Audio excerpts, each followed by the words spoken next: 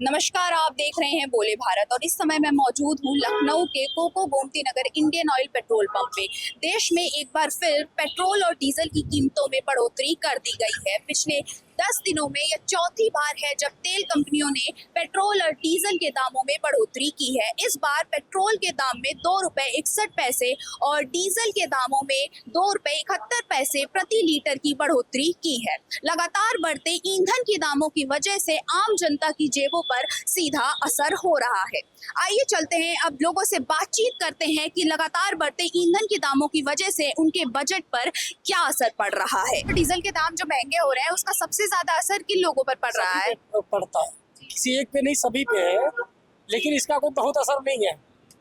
अन्य देशों में तो पहले ही महंगा हो गया था, हमारे तो बाद में हो गया।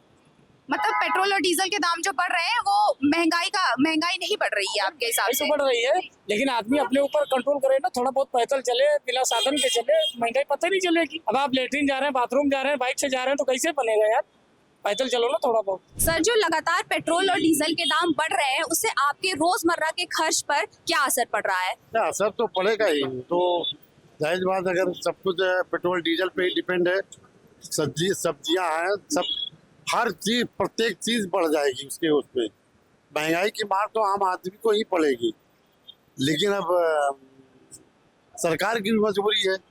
अब इंटरनेशनल मार्केट में इस तरह प्राइस बढ़ेंगे तो कहीं ना कहीं तो उनको भी हमें से लेना पड़ेगा। सर, लगातार जो पेट्रोल और डीजल के दाम जो बढ़ रहे हैं उससे आपके रोजमर्रा के खर्च पर क्या असर पड़ रहा है? महंगाई बढ़ती जा रही है। अगर डीजल पेट्रोल ये बढ़ते जा रहे हैं तो रोजमर्रा मतलब कि कहाँ पहले 100 रुपीज का भराते थे, अब 200 का भरवाना पड़ रहा है।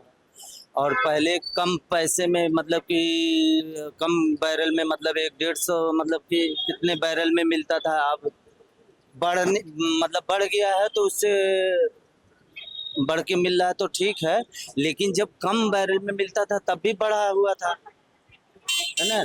तो घटाना चाहिए इनको। सरकार से मेरा यही है कि मतलब जब कम पैसे में मिले तो इसको तेल को घटाएं। एक बार जब बढ़ जाता है तो घटने का नाम नहीं लेता है, चाहे इनको निःशुल्क मिले तब भी नहीं घटता है। हाँ सर, सरकार से आपका कोई विशेष अनुरोध जो आप उनसे रिक्वेस्ट करना चाहते हो? हम ये रिक्वेस्ट करना चाहते हैं, जब कम पैसे में कम बैरल में मिले तो उसी हिसाब से ये डीजल पेट्रोल का दाम रखें, क्योंकि इसी वजह से महंगाई बढ़ती जा रही है। इससे पूरे देश की सब कुछ चलता है ना, डीजल पेट्रोल से ही सब कुछ इसी पे निर्धारित है। और ये महंगा होगा तो पूरा हर सामान हर चीज महंगी हो जाएगी। सरकार से मेरा अनुरोध है कि जब महंगा मिले तो महंगा बेचें और जब सस्ता मिले तो सस्ता करें। तो सर, क्या बढ़ते पेट्रोल और डीजल के दामों की वजह से अब छोटी दूरी के लिए भी जो वाहन निकालते हैं आप, उसके लिए भी सोचना पड़ता है? बेशक मैम, बिल्कुल सोचना पड़ता है। बिना सोचे अब कुछ हो नहीं सकता है। हर चीज के लिए सोचना पड़ रहा है कि अगर दिन में भी मैं दवाई लेने निकला हूँ, ये देखिए आपको दिखा देता हूँ, तो इसके लिए भी मैं ये सोच रहा हूँ कि मैं धूप में अपनी स्कूटर से जाऊँ या कार से। और वैसे भी डीजल डलाना तो अब एक प्रचलन हो चुका है कि जब भी आप घर से निकलेंगे तब डीजल डलवाएंगे आप। सर, सरकार से आपकी कोई अपील? सरकार से यही अपील है कि गरीबों का ध्यान रखिए। जो बेचारे गरीब हैं, जिनका पैसा नहीं है, जिनके पास गाड़ी खरीदने के लिए नहीं है, उनका ख्याल रखिए थोड़ा। उनके लिए कुछ नहीं तो इथेनॉल का ही सस्ता कर दीजिए। लगातार बढ़ती महंगाई के बीच अब लोगों की चिंता ये है कि कब तक इस महंगाई से राहत मिलेगी। कैमरा पर्सन धीरेन्द्र के साथ मैं प्रज्ञा राय, बोले भारत।